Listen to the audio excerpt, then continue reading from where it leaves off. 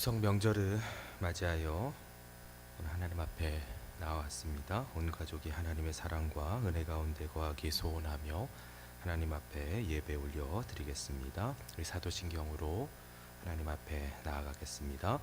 전능하사 천지를 만드신 하나님 아버지를 내가 믿사오며 그 외아들 우리 주 예수 그리스도를 믿사오니 이는 성령으로 잉태하사 동정녀 마리아에게 나시고 본디오 빌라도에게 고난을 받으사 십자가에 못 박혀 죽으시고 장사한 지 사흘 만에 죽은 자 가운데서 다시 살아나시며 하늘에 오르사 전능하신 하나님 우편에 앉아 계시다가 저리로서 산 자와 죽은 자를 심판하러 오시리라.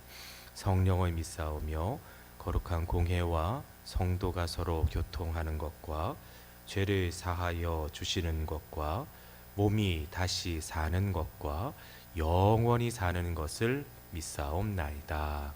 아멘. 우리 찬송가 301장 지금까지 지내온 것 주의 크신 은혜라 찬송하시겠습니다.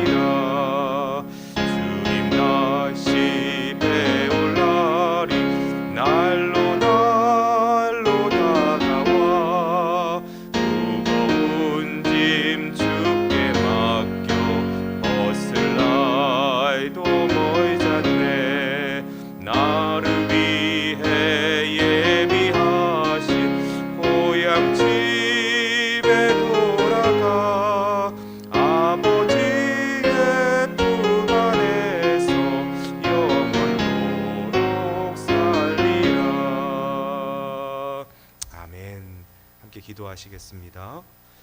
살아계신 하나님, 오늘 추석 명절을 맞이하여 하나님을 바라보며 예배드리게 하여 주심을 감사드립니다.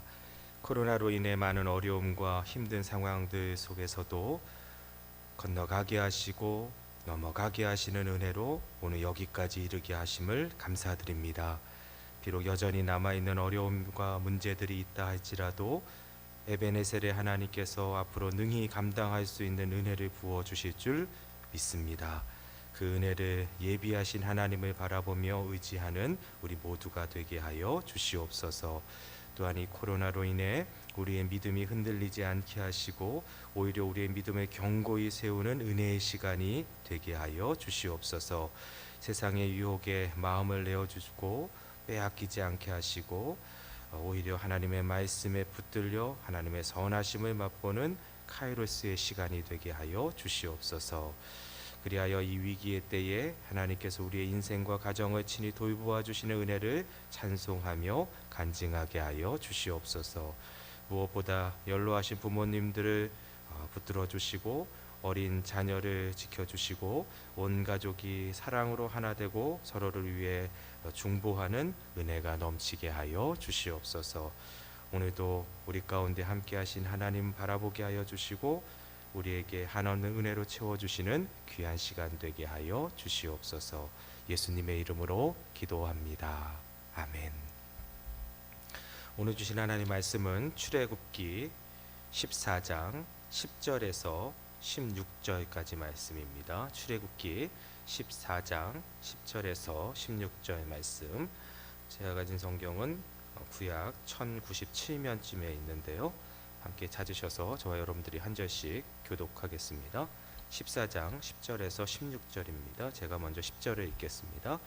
바로가 가까이 올 때에 이스라엘 자손이 눈을 들어 본즉 애굽 사람들이 자기들 뒤에 이른지라.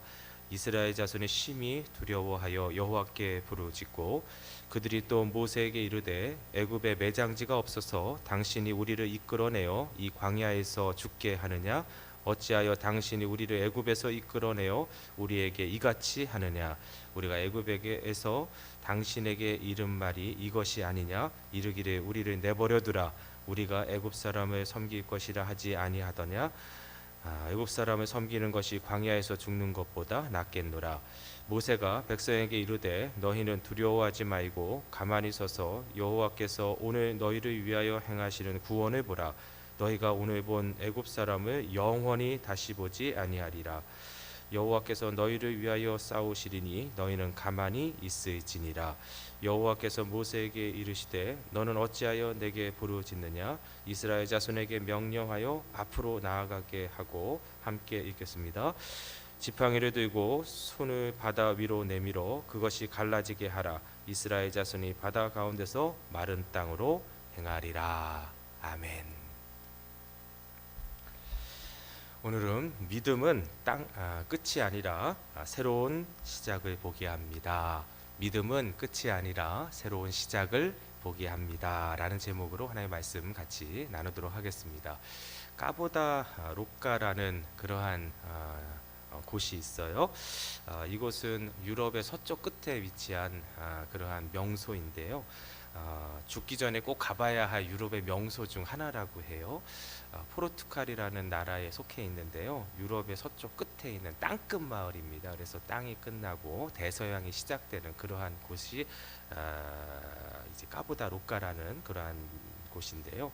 이곳에 이제 도착하게 되면은 이렇게 두 부류로 이렇게 나누어지게 된다고 해요. 여행을 해서 이제 그곳까지 오게 된 사람들은 이제 두 부류로 나누어지게 되는데, 한 부류는 여기가 마지막이다라고 생각을 한다고 해요. 왜냐하면 이제 더 이상 발로 밟을 수 있는 땅이 없기 때문에 그렇습니다. 이제 땅끝 마을까지 왔기 때문에 더 이상 이제 발로 밟을 수 있는 땅이 없는 거예요. 그래서 여기서 다 이제 여행을 마치게 됩니다. 왜냐하면 땅의 끝이 기 때문입니다. 또 다른 한 부류는 그곳에 오면은 이제 새롭게 시작한다라고 생각을 한다고 해요. 왜냐하면 그곳은 땅이 끝나기는 하지만 바다가 시작되기 때문입니다. 예, 발로 이제 여기까지 왔지만 이제 발로 밟을 수 땅은 없지만 새로운 곳이 시작이 되는 것이죠. 바다가 시작이 되기 때문에 이제 드디어 이제 새로운 시작이 되는구나라고 생각을 해서 여기서 새로운 여행을 시작한다고 합니다. 사람들은 똑같은 곳에 오는데, 그렇죠? 결과가 달라요. 그렇죠? 인생도 마찬가지입니다. 신앙도 마찬가지입니다. 똑같은 상황을 보지만 여러분 어떠한 믿음을 가지고 있느냐에 따라서 우리 인생이 달라지는 것이죠. 오늘 본문을 보면 이스라엘 백성들이 애굽을 탈출하여 지금 홍해 앞에 도착하고 있는 것을 보게 돼요. 앞은 넘신대는 그런 바다가 놓여 있습니다. 뒤로는 애국 군대가 따라오는 상황이에요. 이스라엘은 앞으로 나아갈 수도 없고 뒤로 도망칠 수도 없는 그런 위기의 상황을 맞이한 것입니다. 그러자 이스라엘은 홍해로 인도한 모세를 향해서 원망하고 불평하는 것을 보게 돼요. 그렇죠? 그게 11절 말씀이에요. 같이 한번 읽어보겠습니다. 11절 시작. 그들이 또 모세에게 이르되 애굽에 매장지가 없어서 당신이 우리를 이끌어내어 이 광야에서 죽게 하느냐? 어찌하여 당신이 우리를 애굽에서 이끌어내어 우리에게 이같이 하느냐? 이스라엘 백성들은 사방이 막혀 있는 홍해 앞에서 여러분 이스라엘을 인도한 모세를 원망하고 또 모세에게 분노를 표하는 것을 보게 됩니다. 사실 모세를 향한 원망과 분노는 모세 개인을 향한 원망과 분노에서 그친 것이 아니라 사실은 모세를 세우신 하나님을 향한 원망과 분노였어요. 여기까지 왜 인도했냐는 거예요. 그냥 놔두지. 여기까지 인도해서 결국은 여기서 우리 다 죽게 하느냐, 이렇게 지금 원망하고 불평하고 있는 것입니다. 왜 그렇게 됐을까요? 홍해 앞에서 절망했기 때문에 그렇습니다. 그렇죠? 홍해 앞에서 어찌할 바를 모르는 거예요. 더 갈 수도 없는 상황 가운데서 애국군들은 쫓아오고 어떻게 할 수 없는 그러한 상황을 맞이했기 때문에 그렇습니다. 그래서 이스라엘 백성들은 홍해 앞에서 무엇을 경험하게 되냐면 자신들이 모두 다 죽게 될 것이다 하면서 절망을 경험하고 있는 것입니다. 이스라엘에게 홍해는 끝점이었어요. 그렇죠? 그런데 모세에게는 달랐어요. 예, 모세는 똑같은 곳에 왔지만 모세는 달랐어요. 생각이 달랐어요.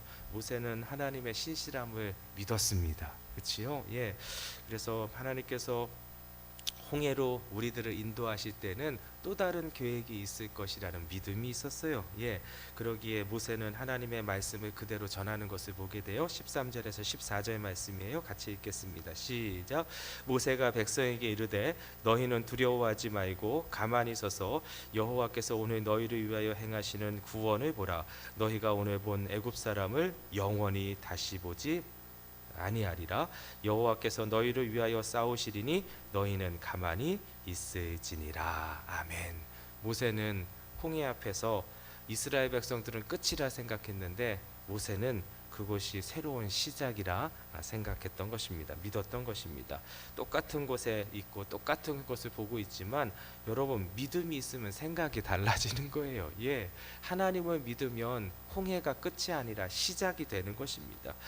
여러분, 오늘도 우리의 인생이 모세와 같은 인생이 되었으면 좋겠습니다. 우리도 홍해를 만날 수가 있어요. 앞은 넘실대는 바다고 뒤로는 애국 군대가 쫓아오는 상황 속에서 어찌할 바를 모르는 상황이 왜 없겠어요. 그렇죠? 이스라엘 백성들은 그것이 절망이고 끝이라 생각했어요. 근데 모세는 달랐어요. 왜요? 믿음이 있었기 때문에 그래요.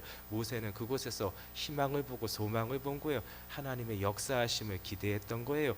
오늘도 우리 가운데 모세와 같은 믿음이 있기를 예수님의 이름으로 축원드립니다. 여러분, 두려움이라는 것은요, 하나님이 계시지 않을 때 임하는 감정이에요. 감정. 예, 두려움은 하나님이 계시지 않으면 여러분, 우리의 삶 가운데 나타날 수밖에 없는 감정인 것입니다. 믿음이 사라지면 그 사라진 부분이 바로 두려움으로 채워지는 거예요.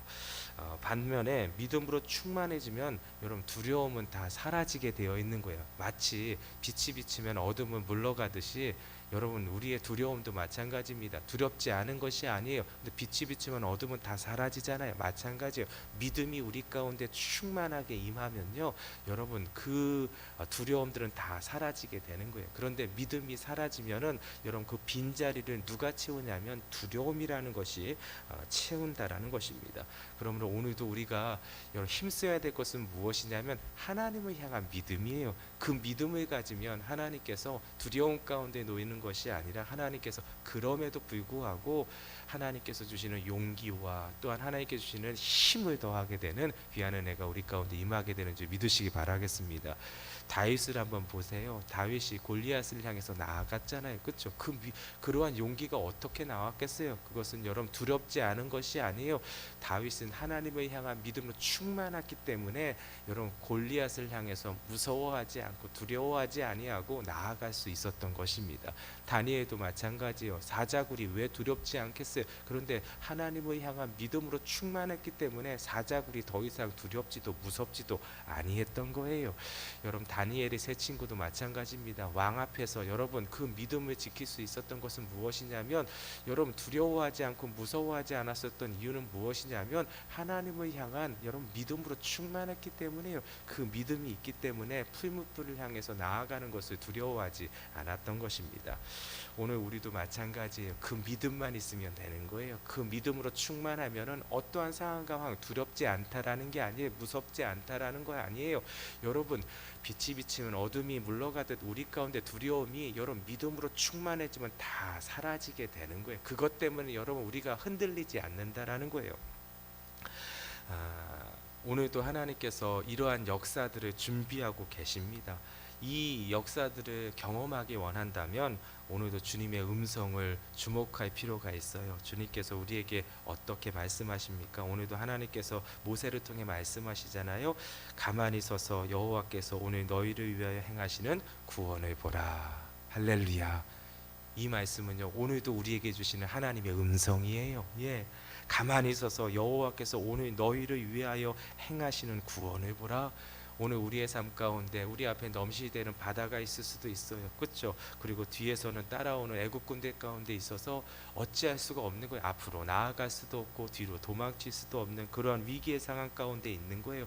한번 생각해 보세요. 이스라엘 백성들이 그 상황 속에서 배를 당장 만들 수도 없는 거예요. 배를 타고 건너갈 수 있는 것은 상상도 못하고 할 수도 없는 일이에요. 예, 그리고 바다에 들어가서 헤엄쳐서 건너갈 수 있는 건 더욱더 이것은 있을 수도 없는 일이에요. 상상도 할 수 없는 일이에요. 예, 가능성이 없는 불가능한 일이에요. 그렇다고 뒤따라오는 군대와 협상을 할 수 있는 것도 아니에요. 그렇죠? 예, 잡히면 죽는 거예요. 그들을 피해서 도망칠 수 없는 거예요. 아무것도 할 수 없는 상황이 이스라엘의 상황이었어요. 그렇죠? 그런데 하나님께서 이스라엘에게 원하시는 것은 무엇일까 하는 거예요. 다른 것이 아니었어요. 가만히 서서 여호와께서 오늘 너희를 위하여 행하시는 구원을 보라는 거예요. 그것은 무엇이냐면 하나님을 바라보고 믿으라는 거예요. 하나님께서 행하실 것을 믿음으로 바라보라는 거예요.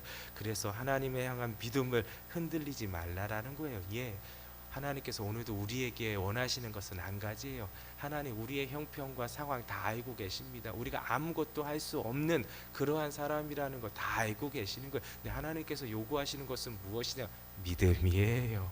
오늘도 여러분 우리가 그 믿음을 붙드는 귀하고 복된 날이 되시기를 예수님의 이름으로 축원드립니다. 그 믿음만 붙들면 오늘도 하나님께서 이스라엘 가운데서 역사하셨던 홍해를 가르시는 놀라운 역사가 오늘 우리 가운데 있게 되는 줄 믿으시기 바라겠습니다.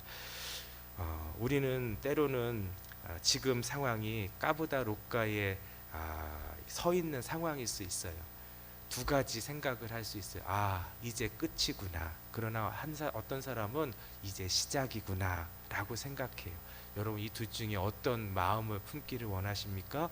여러분 품으려고 한다고 품어지는 게 아니에요. 오늘도 믿음으로 충만할 때, 하나님을 향한 믿음을 붙들 때 여러분 우리의 마음 가운데 새로운 시작을 알리는 귀한 은혜가 우리 가운데, 우리의 가슴 가운데 가득가득 부어지는 귀하고 복된 날이 될 줄 믿으시기 바라겠습니다. 그러할 때 하나님께서 이스라엘 백성들에게 홍해를 가르시고 진흙이 아니라 그곳을 마른 땅 되게 하셔서 건너가게 하셨던 놀라운 역사를 베풀어 주셨듯이 우리의 인생 가운데, 우리의 가정 가운데 계속해서 그 은혜를 펼쳐주시는 하나님으로 인해 찬송하고 간증하게 되는 귀한 인생과 가정으로 인도하여 주실 줄 믿습니다. 그 하나님 바라보며 나아가는 우리 온 가족들 되시기를 예수님의 이름으로 축원드립니다. 아멘. 우리 주기도문으로 오늘 예배 마치도록 하겠습니다. 하늘에 계신 우리 아버지여, 이름이 거룩히 여김을 받으시오며 나라의 임하옵시며 뜻이 하늘에서 이룬 것 같이 땅에서도 이루어지이다.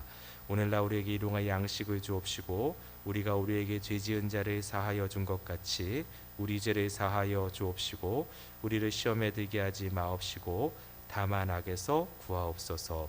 대개 나라와 권세와 영광이 아버지께 영원히 있사옵나이다. 아멘. 오늘은 토요일입니다. 땅끝까지 복음을 증거하는 공동체를 위해 기도하는 날.